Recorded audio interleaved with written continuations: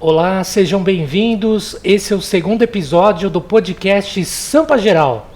O Sampa Geral é um podcast de variedades e vamos fazer aí pelo menos umas 12 rodadas com empreendedores. Eu converso hoje com a advogada tributarista, contadora e empreendedora Fabiana Calcanho. Olá, Fabiana, seja bem-vinda ao nosso podcast. Obrigada, é um prazer estar aqui, te agradeço o convite e vamos lá. Vamos lá, Fabiana. Você, desde muito cedo, criança, já começou dentro de uma contabilidade. Você nasceu dentro de uma contabilidade.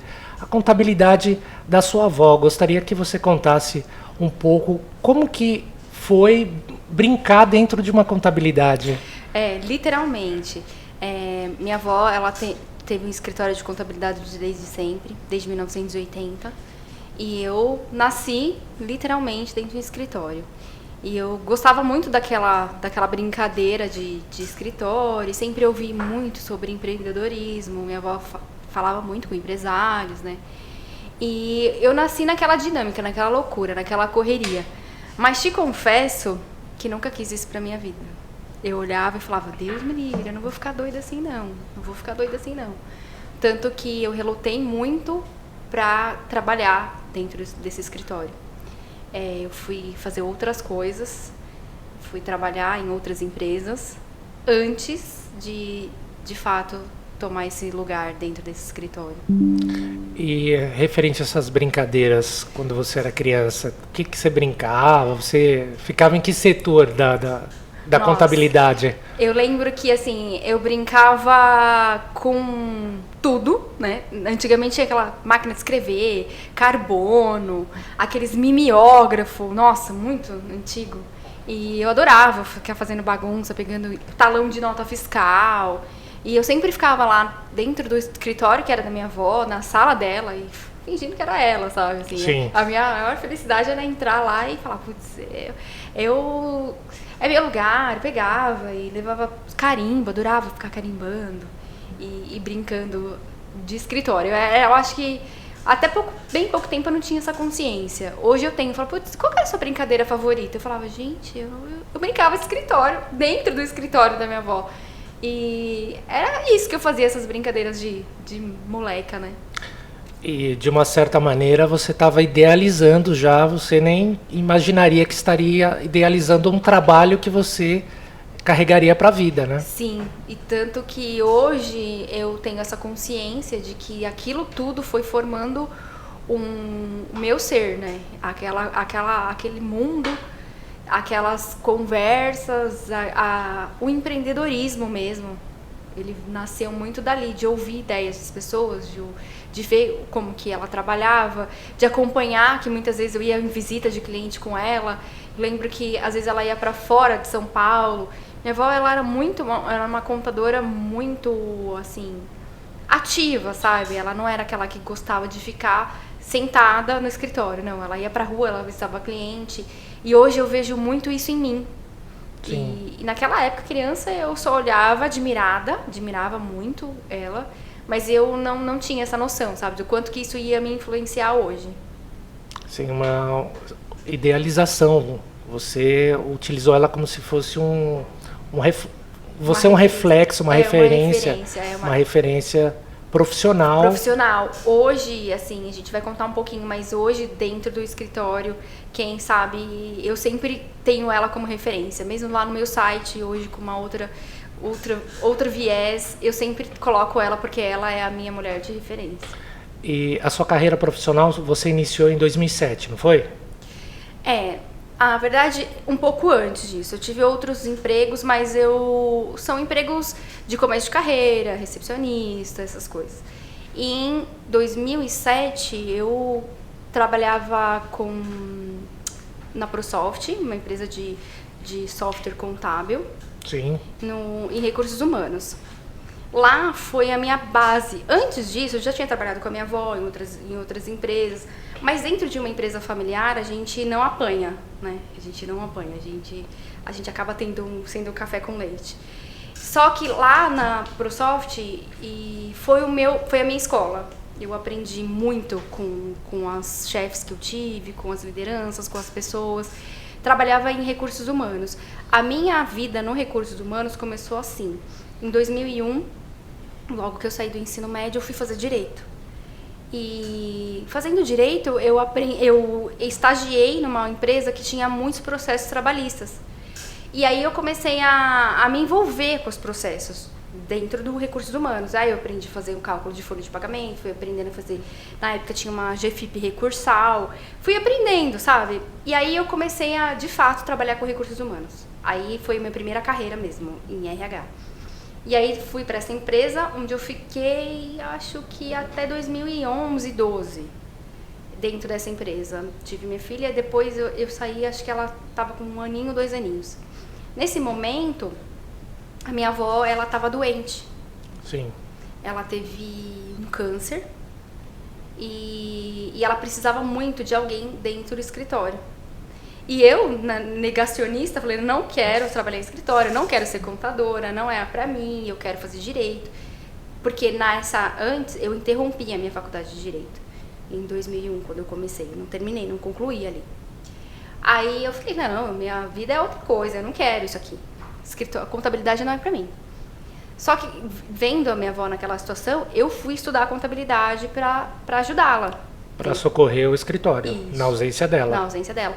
Porque era a fonte de renda da família, porque a minha avó sempre foi a mãe de todos, né? E foi assim.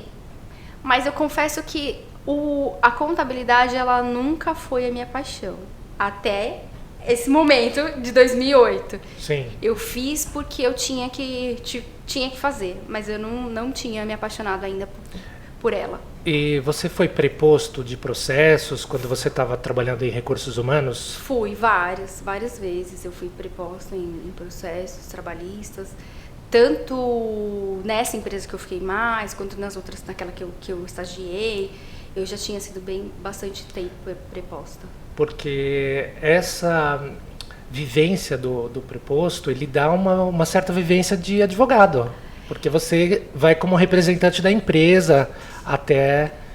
Então, é meio...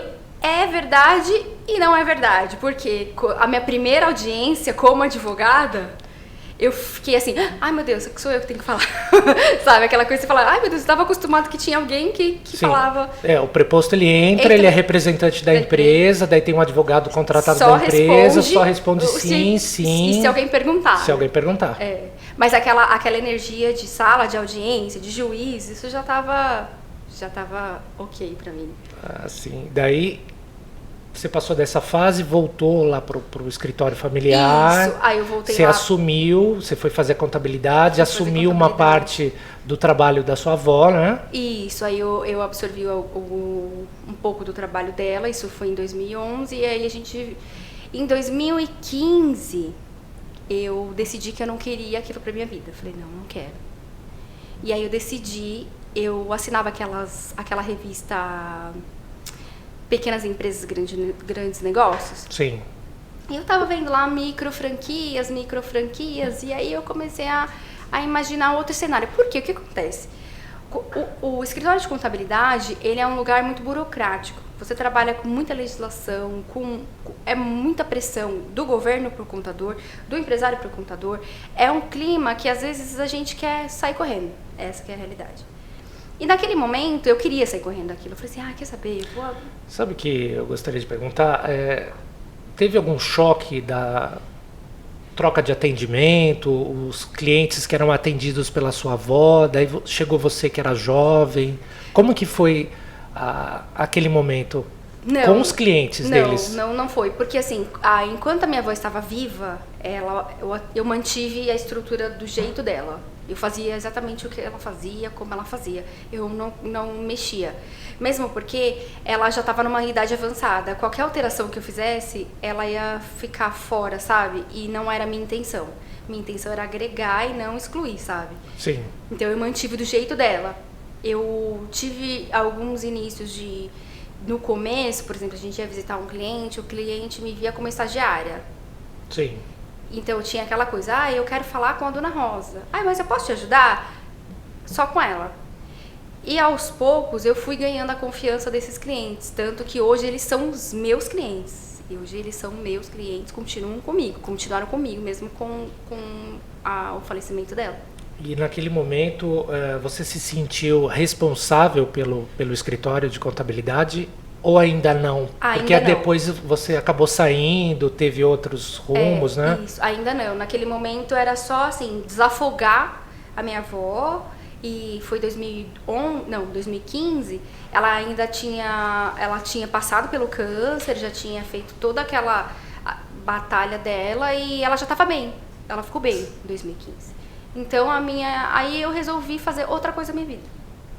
Resolveu sair. Resolvi sair. Daí você resolveu empreender. De fato. De fato, sair daqui, do lado de cá, né, da força e ir pra lá, pra linha de frente. E a tomada de decisão? Por que largar um trabalho de família já consolidado, uma carteira de clientes e se aventurar numa atividade que você não sabia praticamente nada? Da onde veio essa coragem? Na verdade, assim, o que me motivou naquele momento foi não estar feliz e satisfeita com a minha carreira profissional. Sim.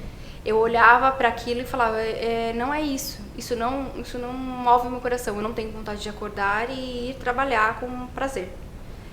Foi o que eu falei, assim, é um mundo muito, muito pesado, muito burocrático, né? Então, aquilo para mim estava me fazendo mal naquele momento.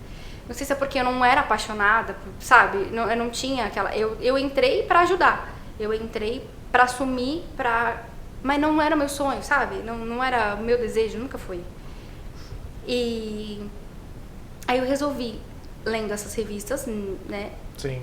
Vi lá umas micro franquias. E aí eu resolvi falar o quê? Gente, olha, vamos comprar uma franquia? Aí todo mundo me olhou e falou... Não vamos comprar uma franquia. Mas você falou com a família a respeito disso? Isso. Só que a minha avó, ela sempre foi uma mulher muito encorajadora. Ela nunca dizia não. Ela tinha esse espírito empreendedor também. Você chegou a fazer uma festa de bota fora? Falou, hoje é meu último dia aqui na contabilidade. Não, porque assim, eu acabei ficando... Olha como é contraditório. Eu continuei recebendo salário, eu continuei, de fato... trabalhando às vezes para a contabilidade, eu nunca fiquei 100% fora. Sim. Eu acabava fazendo uma coisa ou outra para eles lá. Enquanto eu não me estruturava nesse meu outro negócio, eu ainda recebia do escritório. Então eu não podia largar. E aí eu fui. Eu lembro que esse escritório, eu já estava de fato integrada na sociedade. As contas eram no meu nome, as coisas já eram... Juridicamente você já respondia. Sim. E quando eu decidi comprar essa franquia, eu era casada na época, meu ex-marido também totalmente contra, minha avó falando, filha, não é a melhor opção. E eu falava, gente, mas é um negócio pronto, porque na minha cabeça, franquia é um plano de negócio pronto para funcionar. Já formatado... Já tá perfeito, já tem uma marca. Propício para o sucesso. Eu tenho que seguir os passos e ser feliz. Era essa a minha visão. Aí eu fui nessa primeira reunião, né, peguei DRE, peguei todo o estudo da franquia e sentei em casa, abri meu computador e falei, bom, disso aqui eu entendo. Vamos analisar essa DRE, vamos analisar esse negócio. O negócio era fantástico. Fantástico. A ideia era faturar 30 mil inicialmente. Com unha. Sim. E que ponto que você... Porque era uma esmalteria, né? Era uma esmalteria, isso. E que ponto como que você chegou no ponto? Como que foi a escolha? Já estava no projeto? Já tava, já explicava tudo? No projeto eles tinham regiões. Falaram assim, olha, tem essa região e essa região e essa região. Na época eu falei, poxa, o que me interessa é a Zona Norte, é o Tucuruvi. Sim, é conhecido como micro franquia, não é? Micro franquias, isso. Sim. Eu falei, essa região que é onde eu moro, vou ficar próximo dos meus filhos, conseguir levar a minha vida no escritório e vou conseguir administrar. E aí eles têm uma região, eles te dão um mapa de região, que em tese já foi estudado e analisado, comporta aquele negócio. E tem uma outra área que você também não pode entrar na área da outra micro franquia. Isso. Tem uma área delimitada. Delimitada. E aí você vai lá e tem que alugar um imóvel naquela região do mapa que eles te dão. Plano de negócios, Plano até então. de negócio pronto, lindo, perfeito. É só entrar e rodar. Eu não tinha R$1. Nada. Na época eu tinha um carro e aí eu falei, não vou vender carro. Eu queria falar que eu não vendi nada. Na época tinha uma moto, uma moto, e aí eu falei, bom, vou vender a moto para dar de entrada nessa franquia. E aí eu sentei... Isso para comprar a franquia ainda? Franquia, sim. Isso. E aí eu sentei no gerente da conta PJ do escritório. Fui lá pedir um empréstimo. Sim. O começo do fim. Aí o gerente olhou pra mim assim e falou, Fabiana, você sabe que você vai descapitalizar uma empresa pra sim, investir a contabilidade. Aí eu falei brincando, eu falei assim, com a proposta que eu tenho, eu vou pagar esse empréstimo, porque a proposta inicial era faturar 30 mil.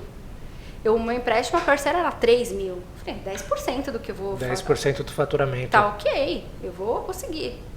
Ele, então ótimo. Naquele momento eu fiz esse empréstimo. E fui. E a questão do aluguel, como que você tirou desse empréstimo o aluguel do ponto, calção, o que você fez? Tudo. Eu estruturei a empresa, a esmalteria, todinha em cima desse empréstimo. Eu não peguei um centavo pra mim, não comprei uma bolsa, um batom, nada. Foi tudo investido, de fato, nesse negócio. Mas montou-se. Montou. Assim, e aí tinha uma relação de itens que eram obrigatórios, de fornecedores que eram obrigatórios, licenciados por eles. Muita coisa eu não podia olhar para o lado, tinha que fazer dentro daquele plano de negócio, porque o contrato previa. Sim, antes de te entrevistar, a gente está conversando hoje, eu fiz algumas pesquisas a respeito de franquia. E tem algumas franquias que obrigam a pessoa a comprar matéria-prima, R$50 mil de produto por mês, assim, valores bem altos. Bem altos, sim. E que muitas vezes não tem a demanda e o produto acaba vencendo. Assim, a minha franquia, ela era de prestação de serviço. Ela era de manicures, né? Sim. A proposta deles, no começo, era bem legal. Eu não vou falar que não era legal, é legal. Só que eu não sei se a minha região não comportava ou se o Brasil não comporta, porque era uma história de nail art, de fazer unha decorada em gel, sim, e da mulher fazer um happy hour ali, sabe? Então, por exemplo, eu tinha a quantidade de clientes do meu ponto de equilíbrio, porém o meu ticket médio não conseguia atingir. Na época, eu tinha que ter uma mulher gastando 50 reais na minha esmalteria. Elas gastavam 20. Por quê? Faziam a unha da mão só. Não vendia. Porque hoje em dia um pé em mão, R$50. Hoje em dia... E se for comparar... Sim. Naquela época, não. Naquela época, eu acho que já era R$40 pé em mão, só que a maioria não fazia pé em mão, fazia só a mão. Só a mão. Só a mão. E esse ticket médio, você acredita, se fosse para contextualizar hoje, seria em torno de quanto? Quanto que teria que gastar na esmalteria para o negócio se manter? Sim. Hoje? Hoje eu não faço a mínima ideia. Eu acho que seria, sei lá, uns R$100. R$100 mais ou menos? Isso. Dobraria. Porque eu lembro que em números eu tinha clientes, não tinha horário. Teve uma época que eu tinha 6 manicures, não tinha horário. Só que eu não atingi o ticket médio para entrar no ponto de equilíbrio. E nesse momento, comecei a fazer o quê? Outros empréstimos. Um empréstimo para cobrir um outro empréstimo. Um empréstimo para cobrir um outro empréstimo. Porque tem gente que paga cartão de crédito com cartão de crédito, ou empréstimo com empréstimo. Quando acabou os empréstimos, eu comecei a passar no cartão de crédito da minha própria loja. Sim, para poder fazer o capital de giro. E eu entrei nessa roleta porque, assim, é viciante. E quanto tempo que foi até chegar nesse momento de você precisar fazer um capital de giro? 2 anos? Não, ela não durou um ano. Não durou um ano? Não, foi muito rápido. Porque assim, a estrutura dela me saiu muito caro. Saiu muito caro.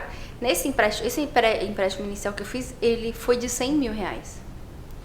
Eu falei 2 anos porque tem uma linha de tempo do amadurecimento do negócio, consolidação, captação de cliente, o cliente também ficar fixo com você, porque a primeira vez o cliente vai para experimentar o produto. Sim, mas Daí depois você tem aceitação, você está falando do plano de negócios, né? Isso, o plano de negócio deles dizia que isso aconteceria em 6 meses.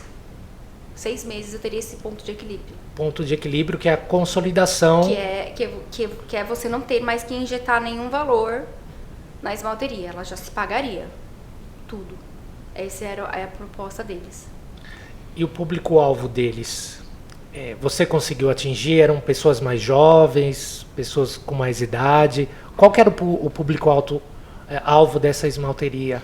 Então... Pelo plano de negócios. Então... Isso daí, hoje, eu tendo uma outra visão, eu acho que o público-alvo e o valor que eram propostos não condiz. Porque, um exemplo, eu teria que ter uma visão de que uma mulher teria que gastar R$50 em uma esmalteria, na época. Pensando em mulheres jovens, que ia lá para fazer um happy hour, que ia lá para fazer uma unha decorada, eu acho que ela não teria isso para gastar. Não com unha, entende? Sim. Digamos que na época a pessoa ia fazer elas falavam, uma francesinha. Não vai gastar R$50 para fazer uma francesinha. Sim. Se, por exemplo... A da esquina é 20 para fazer. 20. Entendeu? Então, assim, a mulher mais velha, de, sei lá, 35, 40 anos, ela não tá ali para isso. Ela não tem um tempo de fazer um happy hour, ela não tá ali pra fazer unha decorada com não sei o que. Não, ela não tá, ela tá na correria do dia a dia. Ela já quer passar um esmalte, às vezes está descascado.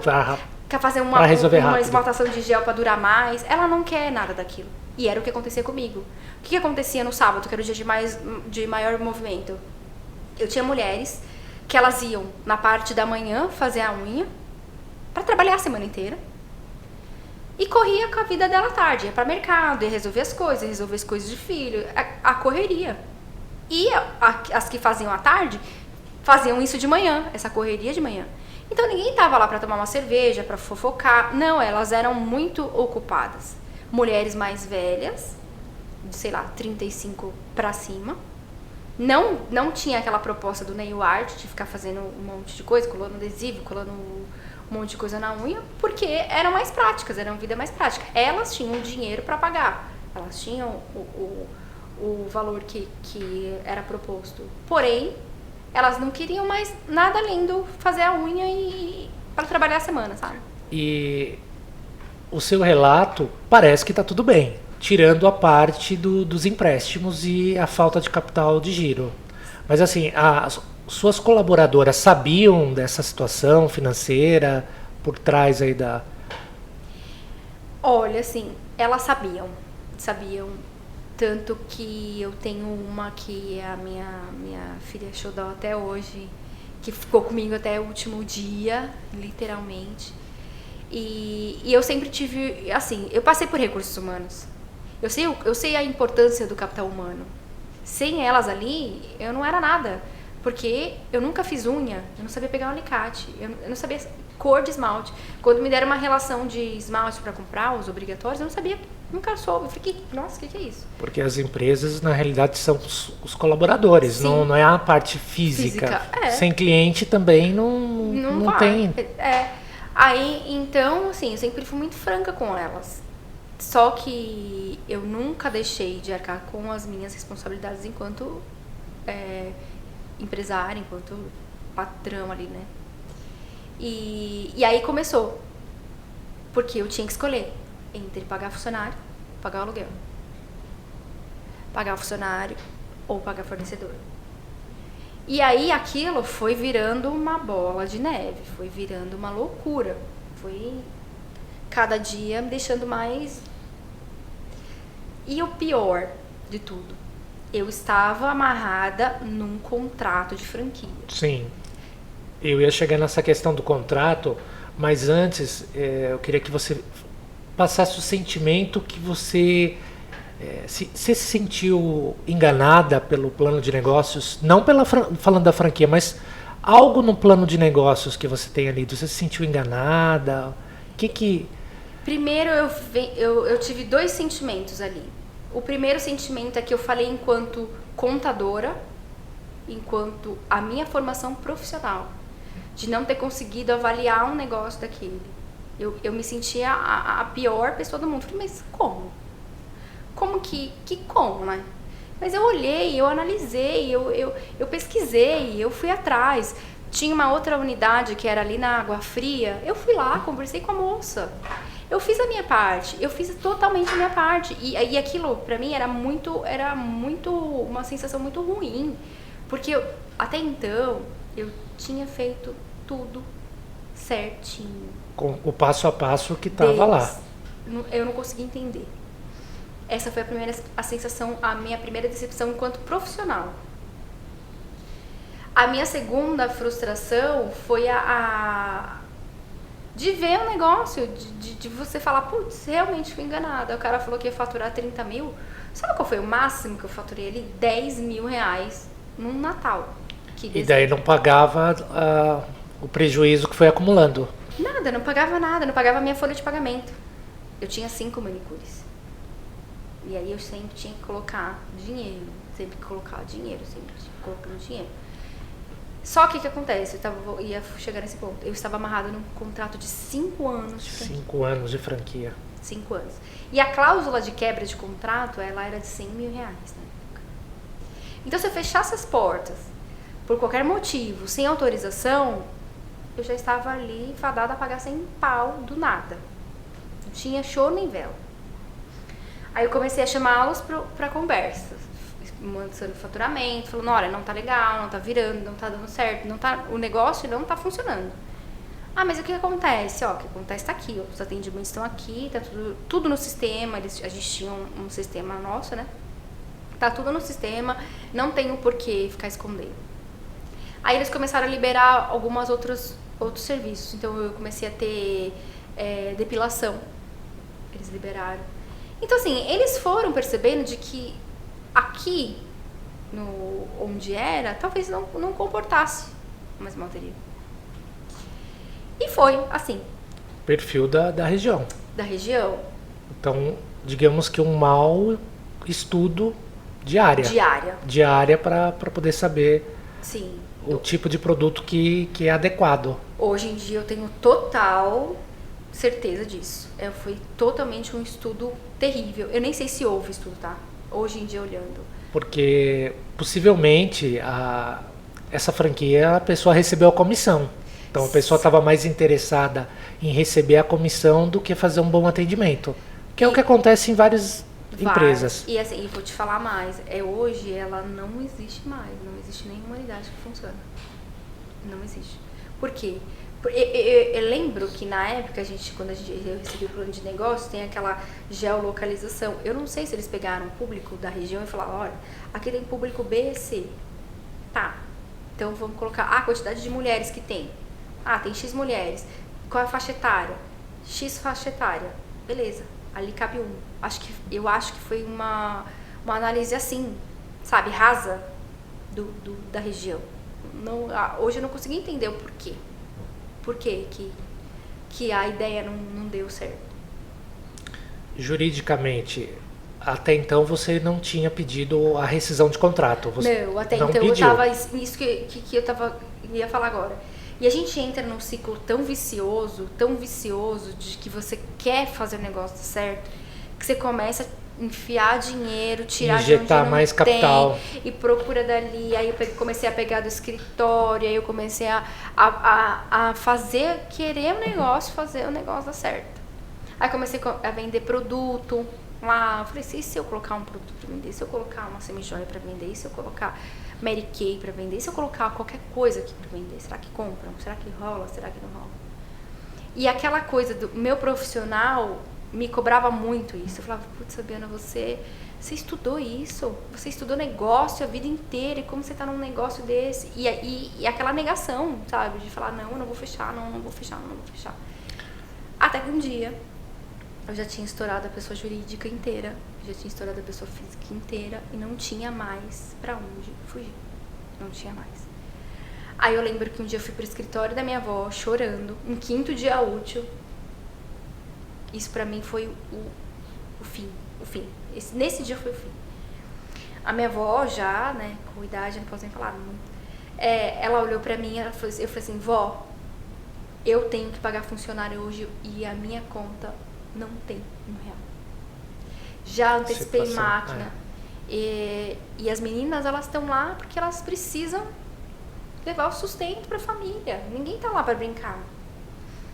E aí eu lembro que ela falou assim, filha, pega o cartão da aposentadoria da avó e vê o que te ajuda. Passa o cartão pra ver o que acontece. Se ajuda a melhorar essa situação. Aí aquilo foi o fim pra mim. Aí aquele momento eu falei, gente, a aposentadoria da minha avó, o sustento dela, dos remédios, das coisas dela. Fabiana do céu, que mais você tá esperando pra fechar isso? E naquele momento deu um estalo, ela falou, não, chega o meu limite. Foi um ponto de virada. Foi. Aí eu falei, chega, pra mim acabou. Fui lá, usei o dinheirinho, ela acabou fazendo um empréstimo consignado. Pra descontar na aposentadoria. Na aposentadoria.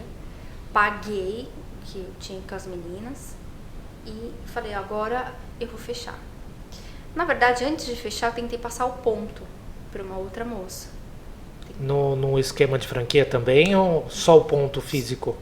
Tudo. Eu falei, ó, seguinte, você quer trabalhar? Eu vou te deixar aqui, vai deixar a placa, eu vou ficar como a dona, mas você vai ser a dona, sabe? Fizemos meio que um contrato de gaveta.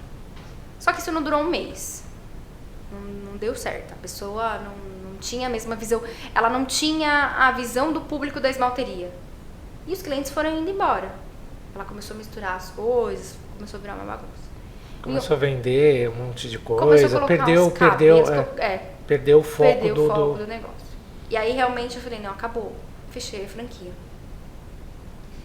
Aí foi o segundo momento, porque eu precisava entrar com uma ação para me livrar daquele contrato. Rescisão de contrato. Rescisão de contrato e tal. Porque senão você teria que pagar mais 100 mil reais. Mais 100 mil reais. E aí eu fui. Procurei um advogado. Na época, eles tinham um grupo desses franqueados. Todos enganados. Que me colocaram. E tinha um advogado lá que já estava representando boa parte dos franqueados. E eu falei, poxa, o cara já está entendendo do negócio, ele já está próximo, então fica mais fácil de eu contratar uma pessoa que já conhece o negócio. Mas chegou a ter um processo coletivo contra essa empresa ou você não tem esse conhecimento? Não, eu acho que não teve coletivo, cada um moveu o seu na época. Porque as cores começaram a vender no Brasil todo, então teve vários de outros estados também. Ação coletiva não teve, bom, pelo menos até onde eu sei. E então aí eu procurei esse advogado.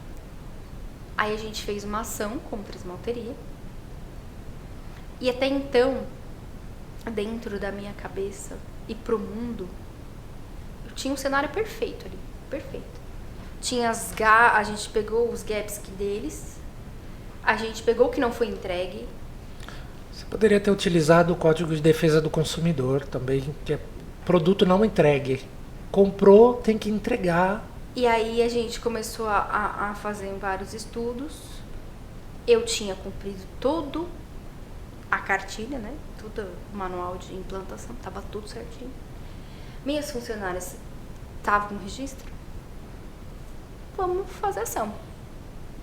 Aí eu descobri uma coisa. Nesse momento da vida eu descobri que direito e justiça são coisas diferentes. Não é lado a lado. Não. A direito é o direito, a justiça é a justiça. Por quê? O que é justiça pra mim pode não ser pra você. O direito, ele tá lá pra atender nós dois, pra socorrer, pra gente se socorrer. Agora, o juiz vai decidir quem dali vai ter a sua justiça. Fui eu.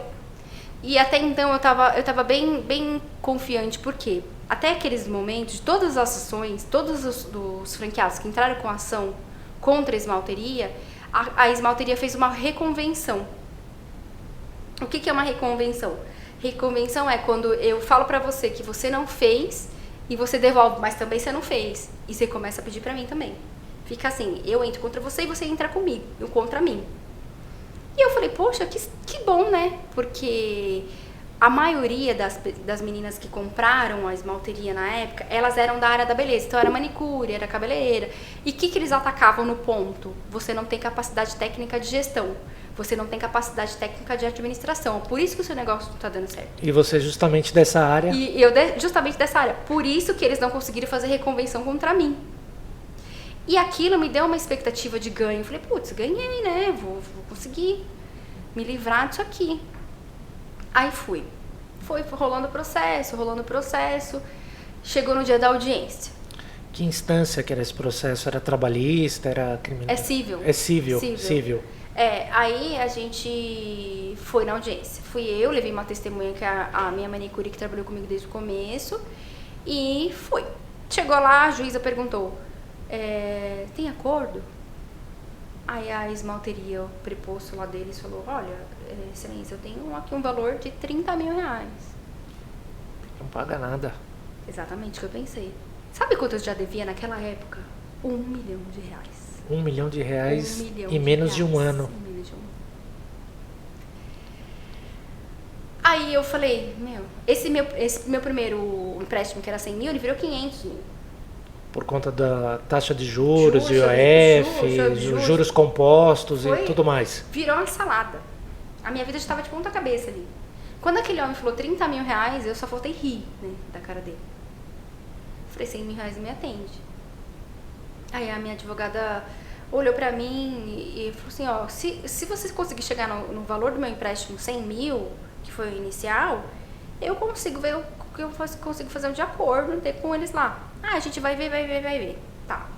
Aí a juiz ouviu a minha manicure, fez umas perguntas, depois no processo ela pediu para juntar alguns documentos, como o registro de funcionário, recolhimento de funcionário, porque eles diziam que os funcionários tinham que ser registrados, né? Então tudo que ela foi pedindo, eu fui juntando. E na minha cabeça, tava lindo. Eu falei, eles ofereceram um valor, né, pra fazer acordo e tal. No fim, eu tomei uma improcedência. Eu não tomei nenhuma parcialmente procedente. Eu tomei uma improcedência. A juíza disse que tudo aquilo... Pegou tudo. Tudo. Não tinha razão pra nada. Nada. Que é o que eu falei pra você, entre justiça e direito. O direito tava ali pra mim, mas a cabeça dela, não. Aí eu falei, bom, vamos apelar. Vamos pra segunda instância. Fazer uma apelação, né? Só que assim, tudo isso tem custo, sabe? Na época eu não era advogada. Eu tinha que pagar no advogado pra fazer. A pessoa já devia 1 milhão. Imagine só, né? Aí eu cheguei e falei, vou fazer uma apelação, porque não é possível. Em segunda instância. Segunda instância. E pra minha surpresa, se confirmou a improcedência. E aí a segunda instância ainda majorou a sucumbência que eu teria que pagar para o advogado deles. Eu tinha que pagar na época 2 mil, fui condenada a pagar 2 mil. E eles majoraram para 4 mil. Foi desembargador que... Foi, um desembargador. A segunda instância, eles são desembargadores. E dali, eu olhei pra mim mesmo e falei, Fabiana, lembra aquele 2001 que você começou a fazer direito? Sim. Tá na hora de você repensar a sua vida? Que você largou, quis mudar de vida. Foi fazer um monte de coisa nada a ver. E aí eu comecei a repensar. Naquele momento, foi sei lá, a facada maior do mundo pra mim. Aquilo foi o fim do fim. Eu falei, gente, não existe justiça nesse país, não existe, porque eu fiz tudo certo, olha, eu fiz assim, eu fiz assado. Eu não conseguia aceitar. E o seu emocional? Eu tive umas crises de ansiedade na época, antes de fechar a esmalteria. Depois que eu fechei, eu comecei a ficar tranquila. Eu sempre brinco. Quando você deve 1.000, você chora. Quando você deve 10 mil, você se descabela. Quando você deve o impagável, a vida que segue. 1 milhão, a vida que segue. Você não se preocupa mais. Eu pensava, vou levar meus filhos como escravos? Não. Vamos vender meus órgãos? Não. vou fazer o quê? Vão penhorar alguma coisa minha? Eu tive um momento de penhora. Tive. Nesse empréstimo que eu fui avalista da empresa. E aí eles tentaram penhorar a minha casa. Um apartamento que eu tenho, né, ainda. E aí eu falei... E é o seu único bem? Meu único bem. E como que se pede uma penhora de um único bem que a pessoa tem? Como que existe isso? Existe. Eles pedem. É aquela coisa, papel eu aceito que der, né? Você pode colocar e pedir o que você quiser. Aí nesse momento eu fiquei um pouquinho mais preocupada, foi um momento mais tenso, assim, do processo todo. E aí eu fiz um acordo, na época, com um banco, que era a Caixa Econômica Federal.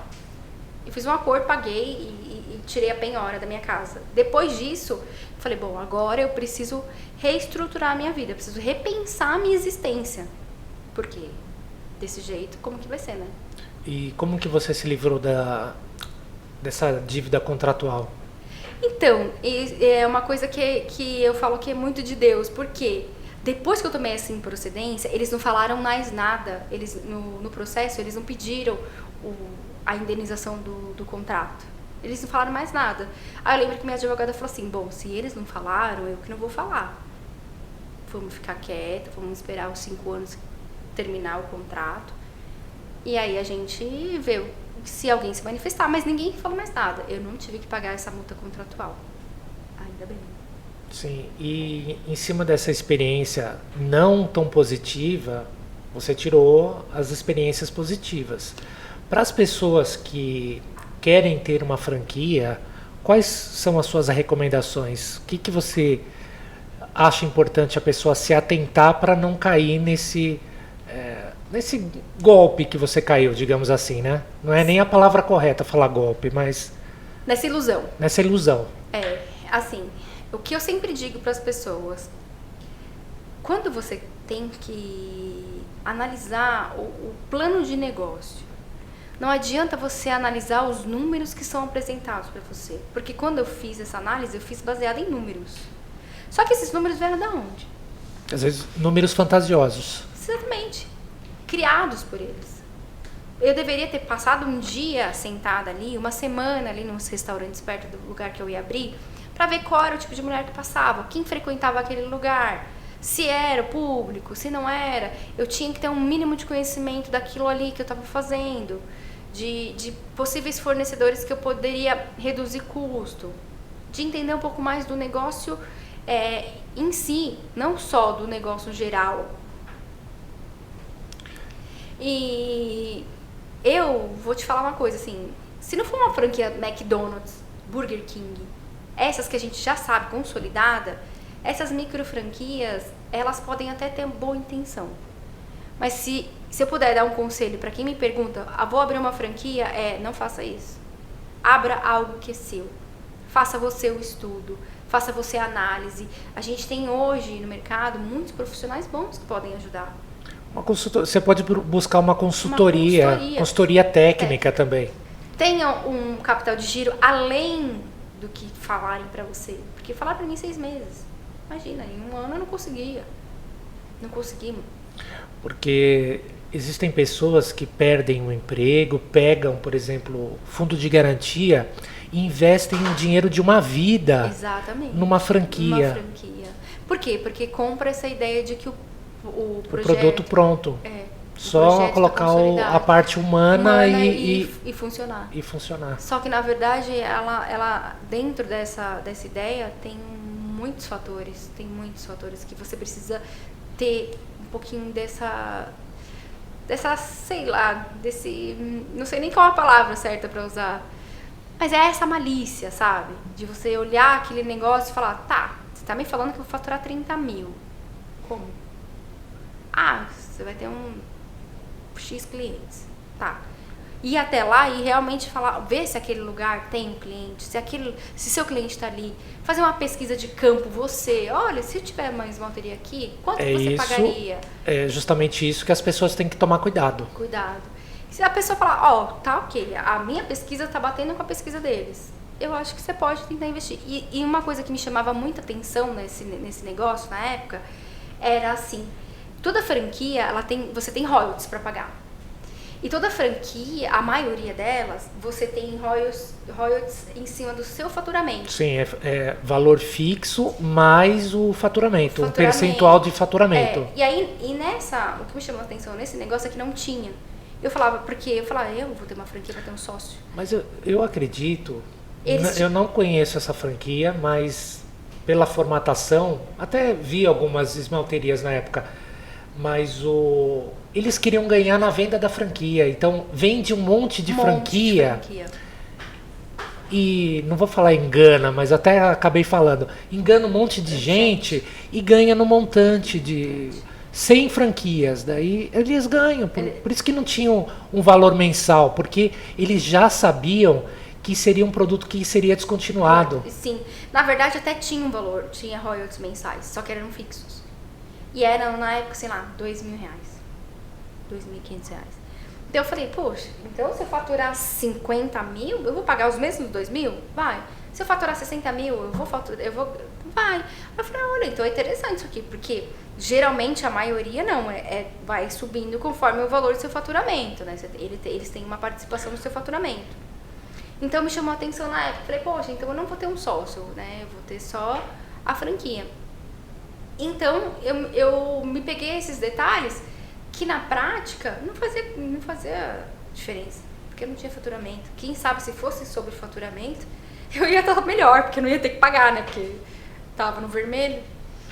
Mas eu não recomendaria a ninguém ter franquia, não.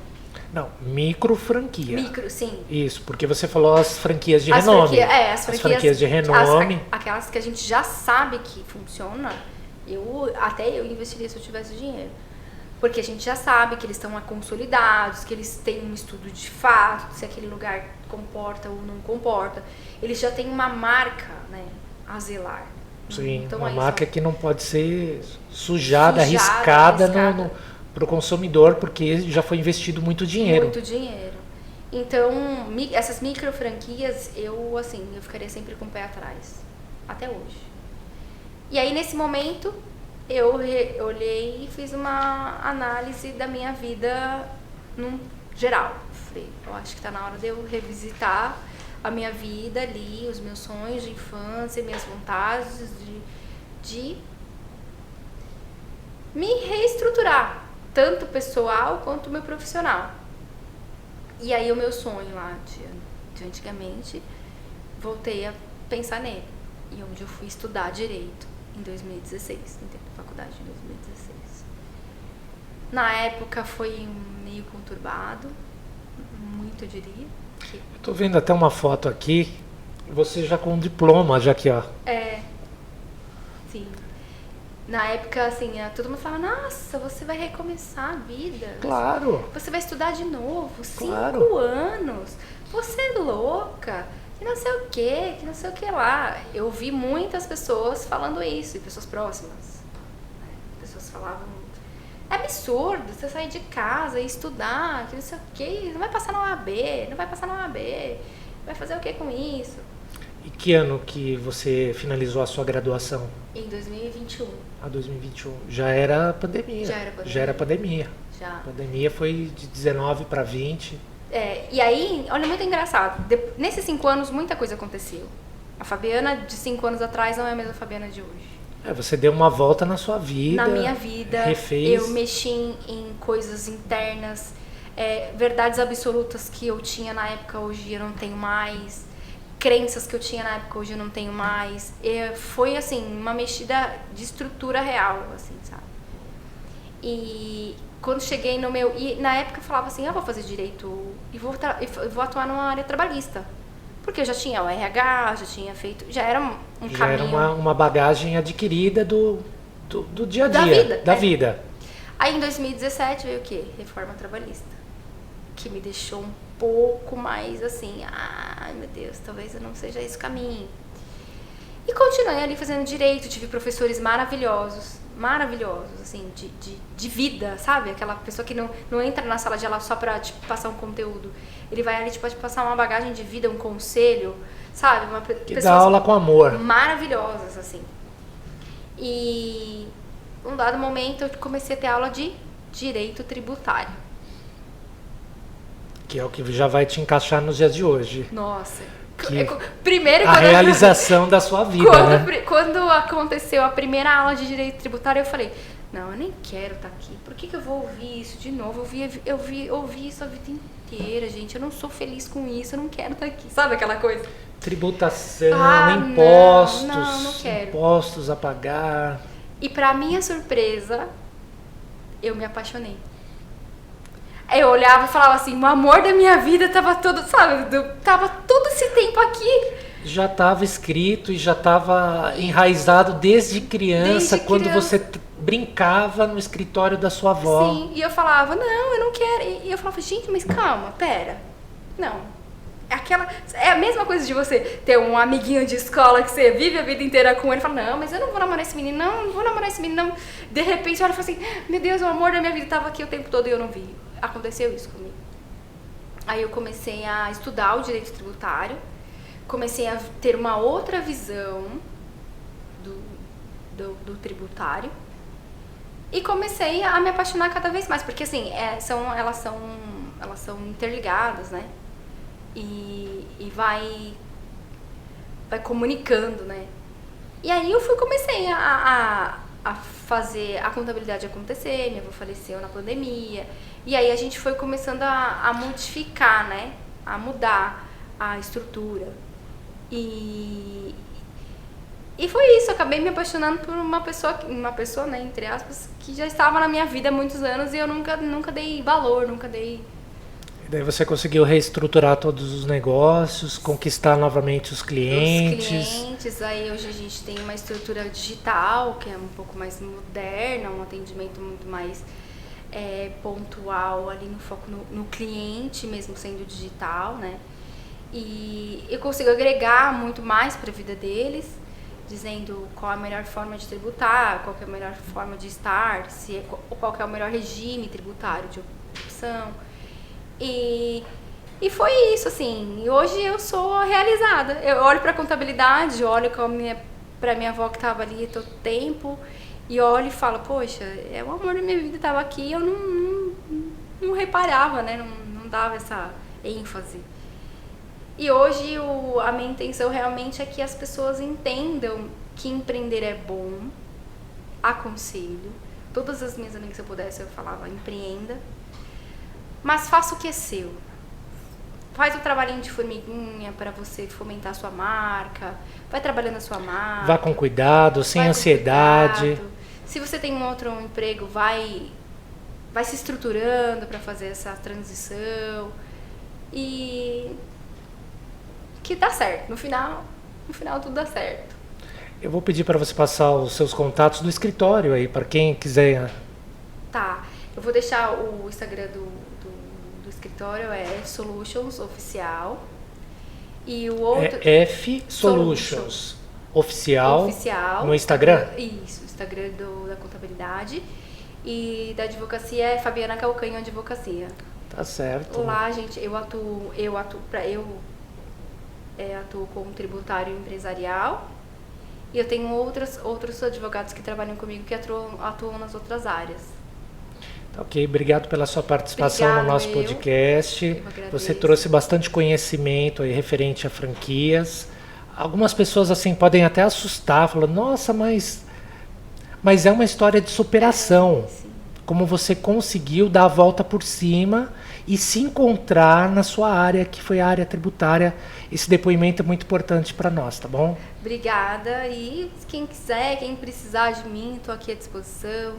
Eu sei que empreender é solitário, gente. Eu sempre falo. Sim, é um serviço solitário. É muito solitário, porque o empreendedor, muitas vezes, a pessoa fala, ai, que doido. Não é doido, ele só é empreendedor. E aí eu tô aqui à disposição, sempre que vocês precisarem, alguma coisa. Tá ok. Obrigado pela sua participação. Até o próximo episódio aí do podcast Sampa Geral.